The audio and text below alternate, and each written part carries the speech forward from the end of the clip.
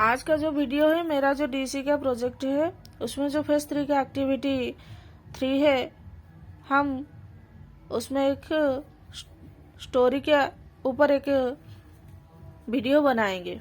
जो स्टोरी का नाम है लिटिल रेड राइडिंग हुड। तो ठीक है, गुड मॉर्निंग बच्चों। Very good morning. आपका नाम? मेरा नाम अस्मिता अभिनंदिता स्वाई है। और आपका नाम? दीक्षा। तो चलो ठीक है। आपको स्टोरी सुनना अच्छा लगता है? हाँ।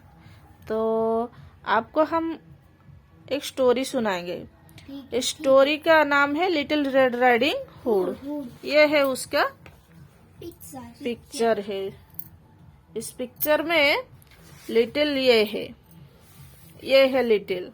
इसका नाम है लिटिल रेड राइडिंग हुड। इस लिटिल रेड राइडिंग हुड मतलब इस बच्ची का नाम है लिटिल रेड राइडिंग हुड। इसके आधार ऊपर एक स्टोरी हम कहेंगे और आप सुनेंगे।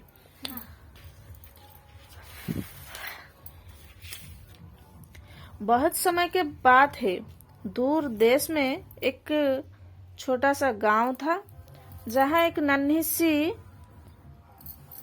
सी लड़की रहती थी जिसका नाम था लिटिल राइडिंग हुड।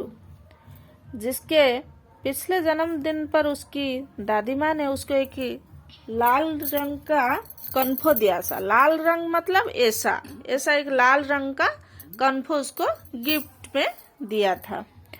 तो वो लाल रंग के कन्फो पाकर नन्ही सी बच्ची बहुत खुश हो गई थी और उस कन्फो को जहां भी जाती थी पहनकर वो जाती थी।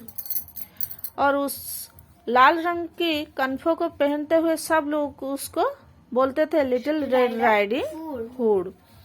एक दिन उसकी माँ को एक लेटर आया कि उसकी दादी को बीमार होने की खबर आया है। उसकी दादी बीमार हो गई है। तो उसकी माँ ने उस खत को पढ़कर रेड राइडिंग हुड को बोला कि तुम दादी के पास जाओ और कुछ खाना और दवाई लेकर जाओ।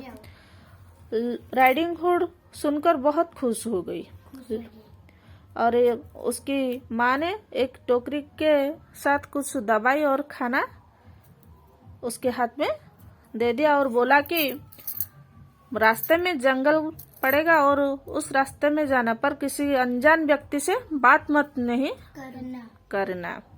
तो वही बात हुई। राइडिंग हुड ने उस जंगल के रास्ते में चल रही थी।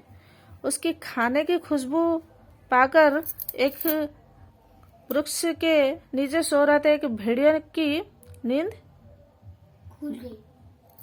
खुल गई और उसके खाने की खुशबू में आकर उसके पास पहुंच गया और उस बच्ची को पूछा कि बच्ची उस टोकरी में क्या है।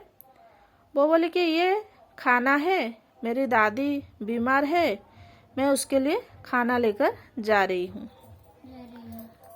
भेड़िया ने बोला कि मुझे थोड़ा सा उस खाने में दोगी क्या। लिटिल राइडिंग हुड मना कर दिया और बोला कि नहीं, मेरी दादी की तबीयत खराब है, मैं उस खाने को नहीं दे सकती क्योंकि वो बीमार है।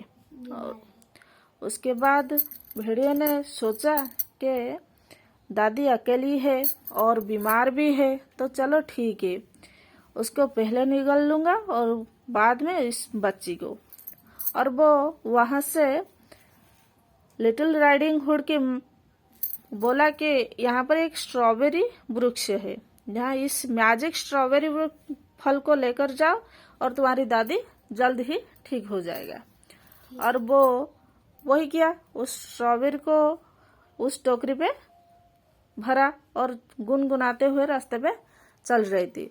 भेड़िया ने तो उसको बोल दिया पर उससे आगे दौड़ के जाकर उसकी दादी माँ के पास पहुंच गई। और दादी माँ ने देखा कि भेड़िए यहाँ पर है। भेड़िए ने को पूछा तुम यहाँ क्या कर रहे हो ना, मैं तुम्हें निगल लूंगा। ये सुनकर भेड़िए ने दादी माँ को निगल लिया और उसके बाद उस बिस्तर पर लेट गया। ठीक है। तब भी आकर लिटिल रेड राइडिंग हुड वहां पर पहुंच गया। उसने लिटिल रेड राइडिंग हुड को पूछा कि तुम अब तक कहाँ थी? ना रास्ते पे कुछ स्ट्रॉबेरी लेकर आई थी, इसलिए देरी हो गई। और लिटिल रेड राइडिंग हुड उसको देखकर बोला कि दादी माँ, आपके हाथ क्यों इतने लंबे हैं? आपके कान क्यों इतने लंबे हैं? और आपकी मुंह इतनी क्यों लंबी है? भेड़िया ने उठकर बोला कि मैं हूँ, आज मैं तुम्हें निगल लूंगा। उसके बाद उस नन्ही सी बच्ची को निगल लिया और निगल के बाद दादी माँ के बिस्तर पर सो गया।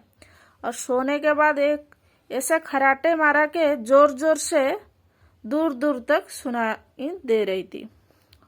उस रास्ते पे एक कटहर ने जा रहा था। उस खराटे को सुनकर घर के अंदर चला और देखा कि भेड़िए वहां पर सो रहा था और वो सोचा कि यहाँ पर दादी माँ कहाँ गई। लगता है दादी माँ को वो निगल लिया है। उसके बाद भेड़िए ने एक कैंची के साथ उसके पेट को चीर दिया। वहां पर पेट से निकल आए दादी माँ और लिटिल रेड राइडिंग हुड सही सलामत निकल आए। और उसके पेट के अंदर एक बड़ा सा पत्थर भरकर उस पेट को दादी माँ ने सिलाई कर दी। और उस किस देर के बाद भेड़िए की आँख खुली और उसको बहुत जोर से प्यास लग रहा था। और उठने के बाद उसके पेट भारी भारी सा लगा और वो बोला कि मेरा पेट क्यों भारी सा लग रहा है। और वो एक घर के पास एक नदी था, वहां पर जाकर पानी पीने के लिए गया।